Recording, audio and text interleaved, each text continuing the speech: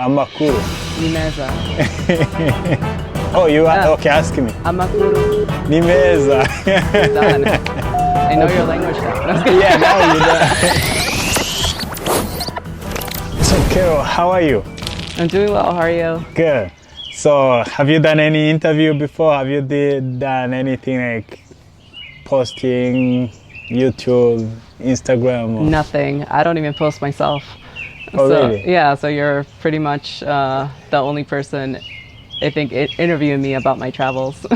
Okay. Yeah. Can you introduce yourself? Well, my name is Carol. I'm from Indiana. I've grown up here. And I just came back last year from a 3-year trip around the world. My career is in IT. I do IT help desk. Yeah, I'm back home, ready to work, and maybe one day head out again. So. So when you say you're coming home, where are you coming from? What do you mean? Oh, coming from? I'm coming from seeing the rest of the world. I'm coming from a trip that I took starting in 2021. I first went to Europe for 3 months. Then I came back home for the holidays. Then I went to Latin America, Mexico, all the way down to Costa Rica. After that, I went to go work in New Zealand for 7 months. And with the money that I made there, I went to go explore Southeast Asia, Thailand, Vietnam, Indonesia, all those areas, Japan. And lastly, I spent time with my parents in Guatemala. So you planned the trip for 3 years? Did you plan that and start doing it? Absolutely not. When I started, I planned for like 3 months. I didn't think I'd be gone for that long. But as I saw that I was able to save money and really budget well, it ended up extending to a year. And when I did the working holiday, I was able to extend it for a second year. And yeah, I turned slowly into almost 3 years. So where did you start your trip? Where did you start? I started in Portugal. Portugal. Portugal, yeah. I spent a month in Portugal, and then particularly Lisbon. And then I went up the coast. I went to Porto, Coimbra, the Sintra area. Then I went down to Faro, and then I went by land into Spain. So what made you go to Portugal? I had heard really good things about it. I had studied abroad before in Paris, I think in 2013. But because I was a student, I didn't have time to go to so many places. I actually went to a real university where I had to, give presentations and write essays. So I only managed to go to a few places. And Portugal has always been on my list. I had heard really good things about the castles, about the coastlines, and of course the wine. Okay, so how many languages do you speak? I speak 2 languages, and I can understand a bit of French. So English and Spanish I am fluent. French I know a bit of, and then as I travel I pick up a bit of, a few phrases from the different areas that I am, but I'm definitely not fluent in them. Okay, so how do you greet people in Spanish? Hola, ¿cómo estás? Hola, ¿cómo estás? Or you could say buenas tardes, buenos días, depending what time of day it is. You usually do want to greet somebody, especially if you're walking into a store. Hola, buenos días, hi, good morning. Yeah. Okay, then that's Spanish. What's the other language? Of course, English. Oh yes, English. And then French I know a bit of. But Bonjour. Bonjour. Comment ça va? Comment ça va? Oui. Okay. Yeah. Comment t'appelles-tu? Je m'appelle Carol. Okay. Oui. Wow, yeah, that's good. You traveled in a French country, right? Let's see. French speaking, I think just France. France. Yeah, just France. That I've lived there for 6 months when I studied abroad. And I studied French before then. That's why I knew a bit of how to get around. Okay. So I'm going to teach you one word in my language. We call it KINYARWANDA. You say amakuru. Amakuru. Nimeza. Nimeza. Nimeza. Amakuru. Amakuru. Nimeza. So when I ask you amakuru means how news, like how are you? Then you answer nimeza. Nimeza. Okay. So amakuru. Nimeza. Is it all right? Yeah. or more exaggerated. Nimeza. Nimeza. Nimeza. Yeah, that's right. Yeah, I can imitate you a bit. Amakuru. Amakuru. You answer. Amakuru, you say nimeza. Let me ask you. Oh, you are? Okay, ask me. Amakuru. Nimeza. Done. I know your language now. That's good. Yeah, now you know. Okay, so I always like to ask people about traveling, and I was impressed about you. How many countries have you traveled to? I think it's 24. 24 24 countries, yeah. So actually, I think some people might be surprised because they would think 3 years that I would go to a lot more countries.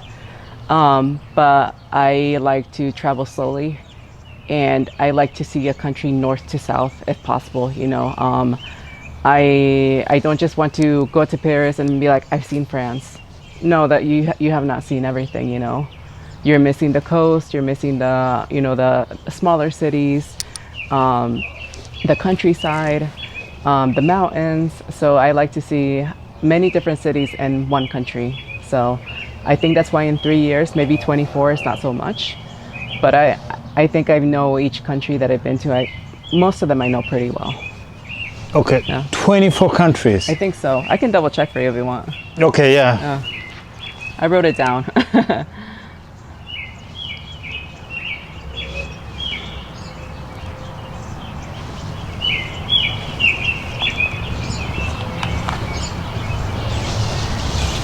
Oh, it's 23. 23. Oh, can you tell me the names? Sure. So I've been to Guatemala, where my parents are from. I'm also a citizen. Honduras, France, Monaco, Spain, Italy, the Vatican, Belgium, Germany, Austria, Czechia, Belize, Portugal, Mexico, El Salvador, Nicaragua, Costa Rica, New Zealand, Thailand, Laos, Vietnam, Indonesia, and Japan. So, how did you do that? Where the idea came from? Where the idea? Yes. I think it's an idea I had since I was a child. When we bought our house here in Indiana, the owners left a bunch of Natural Geographic magazines. I don't know if you still remember those, but everyone used to have them, and they had like a stack of them. And so when I was a child, I would just, look through them, and I read about the mummies. I'd read about Egypt and Gaza, and then I'd read about like the Roman Empire, and everything that they've done, or like things that have been discovered in archaeology. So I think looking through those magazines really made me curious about the world and curious about history. Just everything, culture. So I think since I was a child, I've always wanted to see more. And I think my mom is kind of an influence as well, since we would travel back and forth to Guatemala, and I've lived there a few years. Travel didn't really seem so outlandish. I think she got used to us. She got us used to leaving what we think is home, and and exploring. So how did you start traveling after going back home from for that? Yes. So outside of family trips? Or? Yes. Okay. Outside of family trips, I think my first trip without my family was in high school. And it was when I was 16 years old, but I went on a school trip. And it was with my French teacher and a few other students. And it was like 8 days long.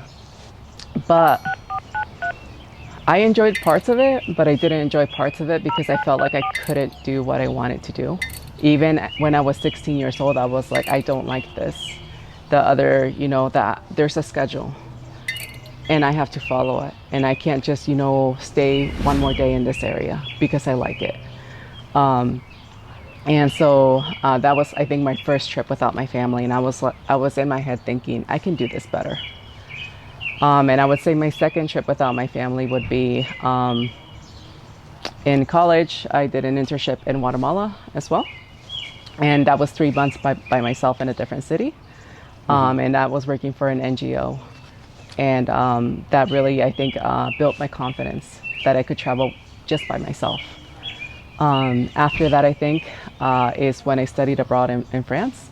And that was, I think, a bit more than 6 months that I was there by myself. And I had to obviously do everything by myself, find a place to live, find a place to figure out like the banking situation, roommate situation, everything. So I think everything, those 6 months, like I really gained a lot of confidence as well. And then I started to work, you know, and I was thinking, you know, I want to do a long trip, at least 3 months, 3 to 6 months, see if I can do it by myself. And so, yeah, I started to save up money for that. So which country did you stay a long time in? The longest time? I think it would be New Zealand, because I was working there in New Zealand. And because I had the visa that would allow me to stay for a whole year. Whereas most countries, when you go in on a tourist visa, if you have an American passport, maybe you get 3 months, maybe you get 6 months, maybe you get 1 month. It just depends. So because New Zealand allowed me to stay for a year, that's why I stayed in New Zealand the longest. So you travel to one country, you go to another one, you go to another one, you still want to go to more countries within those 3 years? I think, after, you know, after I've seen so much? During, because you did so many countries. How did the curiosity keep going on, keep going to another country? Because it was really fun.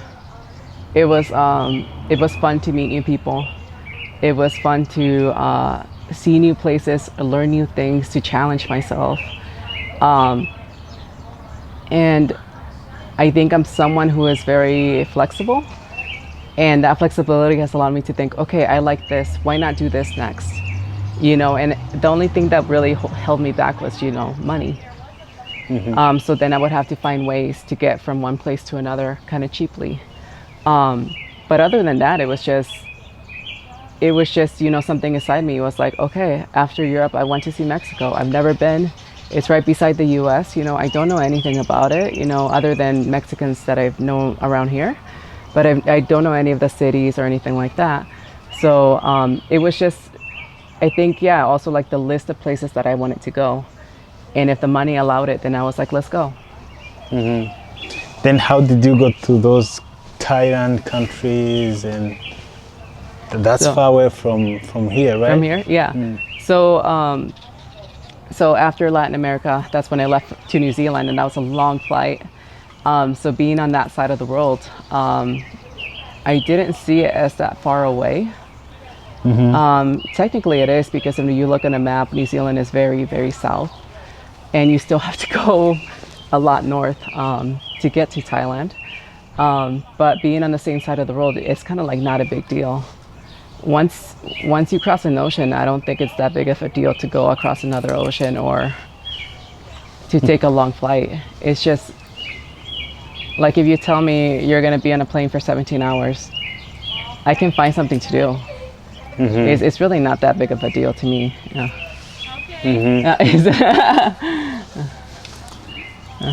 So which country did you like the most? That's an obvious question.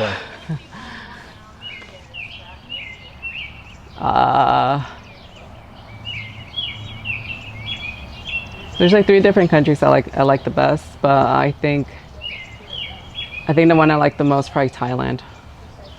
I think the way of life that they have. People tell me to visit Thailand. It might be a nice country. Yeah. Thailand it has really nice, I would say, really nice natural beauty. Like, the beaches are beautiful, the islands are gorgeous, but I think it's also the people. The people are very easygoing. I mean, they're not just, you know, like simply happy all the time. They are complex as well, but they seem to be very relaxed and very easygoing towards tourists especially. So I think people really like Thailand because of the people. The food is incredible. I think the energy of Bangkok is amazing. And I think in Asia in particular, a lot of the cities are still growing. Whereas, you know, like if you go to Chicago, the city's done growing. You know, New York is done growing. You know, they're established, but in Asia, there's an energy that things are being really developed really fast. And I think the energy of Bangkok is something that really inspires me. And I think people also like it for that reason.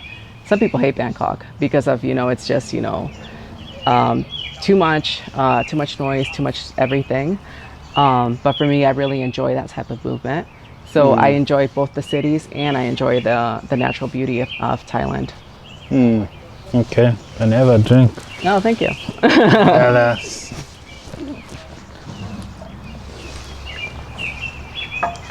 And people have told you to go to Thailand? Yeah, so many people told me to go to Thailand. Might be a nice country. It's gorgeous. It's gorgeous. I spent maybe like a total of 3 months.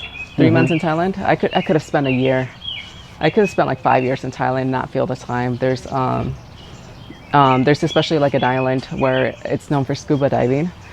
And I've met some people and they're like, oh yeah, I arrived in like 2020, you know, and they've been there for like 3 years, you know, or 4 years, because they love it. You lose track of time.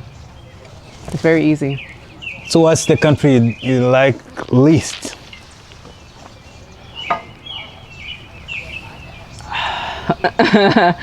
The country that gave you hard time. New Zealand. It was Then that's where you spend most longer time, right? Yeah, I spent a long time there. And I mean, I had to work, you know. But I think I arrived at New Zealand at the wrong time.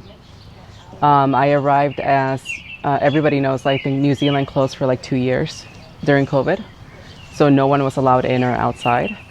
And when I got there, they had just opened up the country to travel. And so I found the people very insular. Like they didn't really want to make friends. I found them to be a bit cold. And I think like a bit surface level nice. So I think part of the reason why I didn't like New Zealand was because of that experience. That's like Richard. Yeah. Yeah, it's surface level niceness. And coming from Latin America before that, you know, people are warm. People are like, who are you? You know, how are you? They want to get to know you.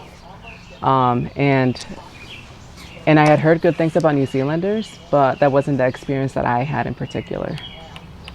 Okay. That's his country. So Surface level nice. What is he says this country is? No, I said his country. His country service level nice? Oh really? Rwanda people are very...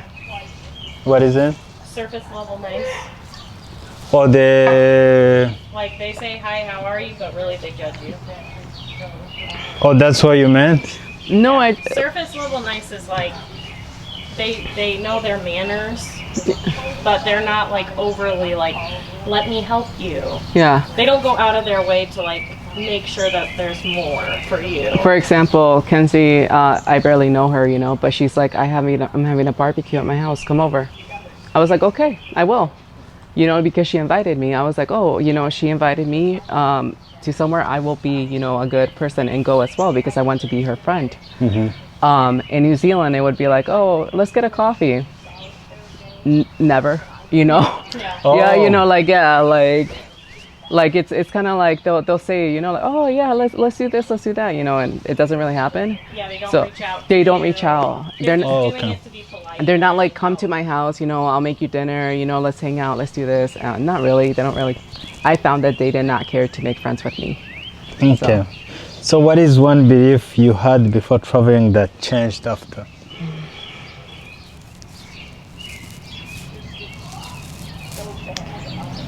I think I thought the world was really, really, really big, but I think it's smaller than I realized. Especially, I've run into several people in different sides of the world, and like without making a plan. Like I just, for example, my friend, I have a German friend. I met her in Mexico randomly on a bus, you know, and we were heading to the same city.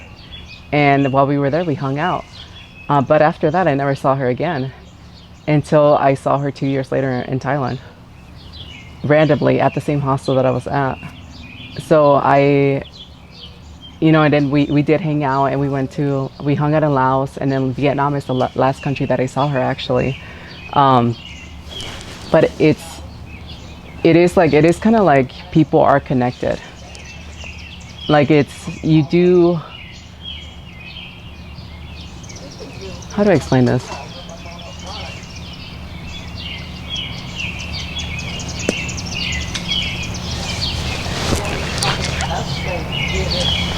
I think, yeah, before I was intimidated that there were, you know, 7 billion people in the world, you know, that the world is so big. But I think that the more you know, the less intimidating it becomes, because you do kind of see how things are connected, and the world becomes smaller, I think. And what about you? When you travel, what do you discover about yourself that you didn't know? I think I'm braver than I thought I was. I am more resourceful than I thought I was. Yeah, I'm a lot stronger than I thought I was. I learned that I can depend on myself. And I think that's something I didn't really think about when I was younger as well. You know, I would depend on others. And I learned that it's a good and a bad thing, but I think I only need me. Like wherever I am, I can be happy because I can build a good life for myself. And that's something I think when I was young, I didn't realize. I was like, oh, I hate being in Indiana, you know, so boring, you know, like, I want to get out of here, you know. But it's actually my mindset that I wasn't building a good life for myself when I was young. And now that I've come back, I've realized I can build a good life for myself here. I can make friends again. I can get a good job. I can, you know, find hobbies, go to events that are interesting to me. I can stay busy. And it was just me who was holding myself back. So I think that's something that I've really learned about myself. What if you turn that into like an advice to people after traveling? Turn that into an advice to people who... To people? Yeah. I would say the advice is you need to leave your home, because this is the only way you can get that sort of mindset. You won't know what your home is like until you see it from the outside. It's only when you can remove yourself from it and place yourself in a place that's not your home that you can see who you are, you know, what you like, what you don't like. You can get a more objective view about life and places and cultures. So definitely I would recommend to people, whatever you can afford, however far you can go, place yourself in a place that you feel uncomfortable. And you're gonna learn a lot about yourself. Yeah, that's really good to know, because by traveling you come back with an open-minded. Yeah. So do you think America is expensive after going to Thailand and come back? Well, expensive is relative. That's something else I learned too, because I know people here complain about, you know, inflation and inflation and inflation, but people still have high salaries here, you know, and a lot of places there's inflation and inflation and inflation, but low salaries, very low salaries, you know, and they really have to figure out, you know, how they're going to make it work. And for me, that wasn't really an issue because the dollar was strong the majority of the time that I was abroad. And I was really lucky in that I have, you know, a strong currency to back my travels, you know. So I think, yes, the US is expensive to me now that I've come back and I'm using my own currency in my country. But yeah, when you consider cost, you have to think of the places that you're going. For example, if I fly to Switzerland tomorrow, Switzerland's expensive. I will be broken, like, you know, like 1 week and I will be out like thousands of dollars. So it's just you do need to consider what currency you have and how you can make it work. So, what are those small things you see but you like get excited or just didn't know about it? Like people travel to France, they find houses are too tiny, cars are too tiny. When you come to America, you say, oh, everything is Huge. big, huge. Yeah. What are those things that surprised you probably by traveling so many countries? What, like, you still remember or something like, oh, when you go to this country, it's like this, but people probably don't talk about it a lot. Let's see. Well, the first thing that comes to my head is we are living in the dark ages when it comes to our toilets. The Japanese are geniuses, and everyone should follow their example. So they have, do you know about Japanese toilets? No, what is it? They have, they're basically like a little computerized toilet. So basically you can get it warmed, you can get, you have different options for getting clean. You don't ever need to use toilet paper if you don't want to. It's kind of like a built-in bidet with a whole bunch of different options. It plays music for when you need some privacy. It's very, at first I was a bit weirded out by it, but then I was like, why is the rest of the world living in the dark ages when it comes to this? Something else as well that I think I've realized is, I don't know if you've seen the trains around here. Obviously, like they're very slow and old. And if you were to go to, obviously Japan, they have it figured out. But a lot of countries... Sorry, say it again. You said it's still old. What is it? Transportation. Like it's just not efficient. It's old, not efficient. The infrastructure is not great in the U.S. And you've kind of realized that the U.S. has mismanaged tax money by not investing in infrastructure, because there are, I haven't been to China yet, but from what my friends say, it's incredible what they've done. They have world-class infrastructure now in a lot of the cities. And so I think you really do realize that the U.S. is no longer the superpower. The superpower is China. And the next area of development is Asia. They are the ones who are rising up. And you can see it in the cities, you can see it in the transportation, you can see it in the money that they're putting into everything. The wealth is going to that area. And it's a bit sad to see, that the U.S. is the old superpower. They have not invested in the past, how many ever years in infrastructure or anything of importance to maintain that status. So I think that became really clear to me when I left the country and I got to Asia. I was like, wow, there's a lot of energy here. So after traveling 24 countries, what would you be your... Okay, let's do that.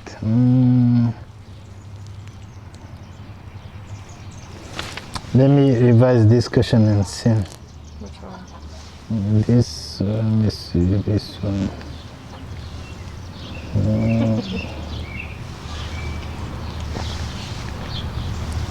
Yes, what matters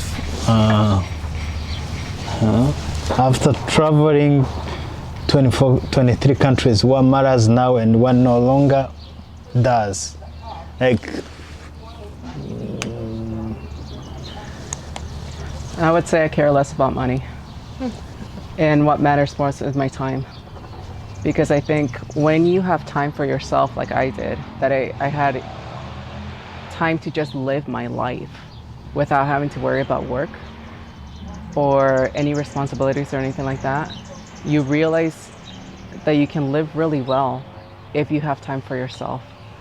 And Are you listening? yeah, and I think you realize that, like, I'm no longer willing to sell my time, for $13 an hour or whatever the minimum wage is. It's ridiculous here. It's my time and my life is more valuable. That's the only thing. Like they say, it's cliche, but you can't get it back.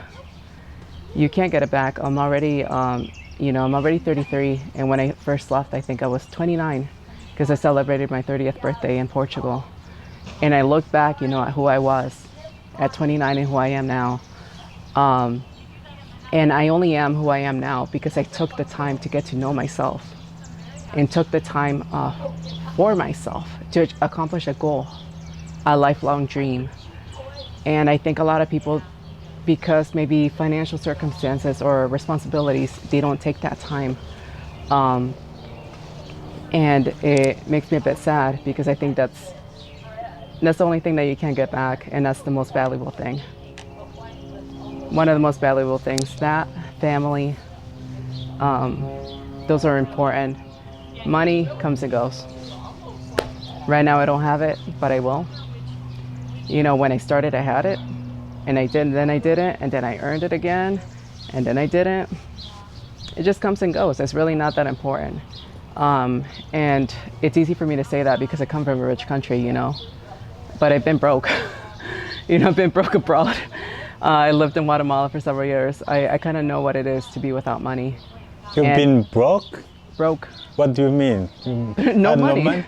No money. Broke without money. Why? Because I've spent it all. Because I've spent it all, you know, and I don't regret it. I don't regret it at all because those years of my life are priceless to me. I learned so much about the world and about myself, and there's no regret. Like I said, right now I don't have money, but it will in the future. So what should I do? What should you do? You should value your family and your time because you're only this age that you are right now.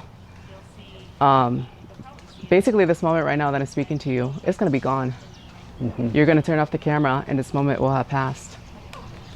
But it's, right now you're in the present and you're listening to me. You know, it's, be present. Be present, use your time wisely.